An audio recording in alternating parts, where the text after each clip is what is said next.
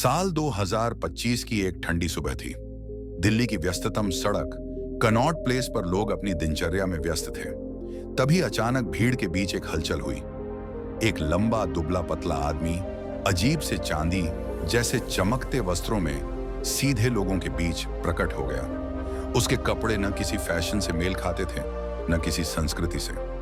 उसकी आंखों में एक गहरी चमक थी, मानो वह सब कुछ जानता हो, अतीत, वर्तमान और भविष्य।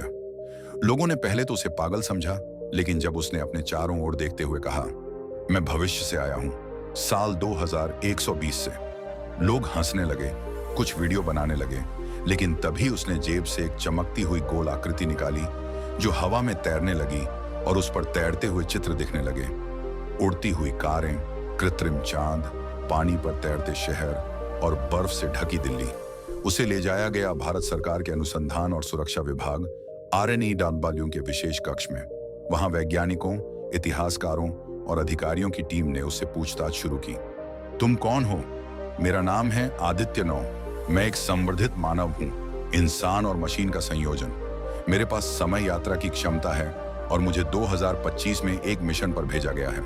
कैसा मिशन? मानवता को चेतावनी देने। भविष्य अंधकारमय है।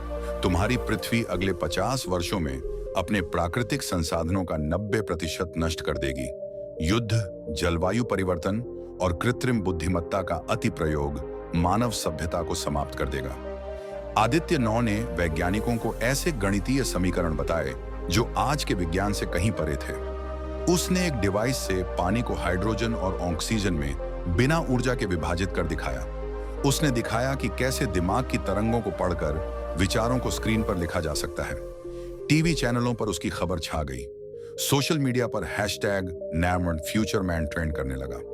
लोगों ने उससे प्रश्न पूछने शुरू कर दिए। भविष्य में भारत कैसा होगा? क्या दुनिया में शांति होगी? क्या मैं अमर हो सकता हूं? उसके उत्तर अक्सर रहस्यमय होते। कभी वो सिर्फ मुस्कुरा देता, कभी कहता, भविष्य बदल सकता है अगर वर्तमान चेत जाए। एक दिन उसने संसद भवन के बाहर भाषण दिया। तुम्हारे नेता तुम्हें भ्रम में रख रहे हैं। पृथ्वी बीमार है, ग्लेशियर पिघल रहे हैं, समुद्र उठ रहे हैं, एक अदृश्य युद्ध चल रहा है मशीनों और मानवता के बीच। तुम सोचते हो कि तुम्हारे पास समय है, पर समय केवल एक भ्रम है। कुछ लोग उसे ईश्वर का दूत मानने लगे, कुछ ने उसे खलनायक बताया। सरकारें असहज हो उठी, विश्व शक्तियां उसे खतरा मानने लगी।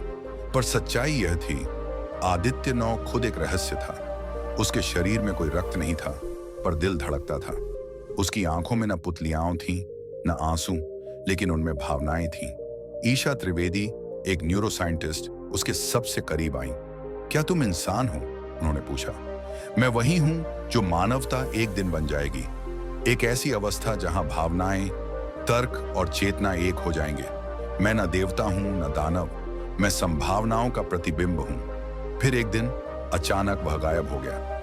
न कोई संकेत, न अलविदा। उसकी दी हुई तकनीकें, रिकॉर्ड किए वीडियो और ज्ञान की झलकियां रह गईं, पर वो खुद नहीं।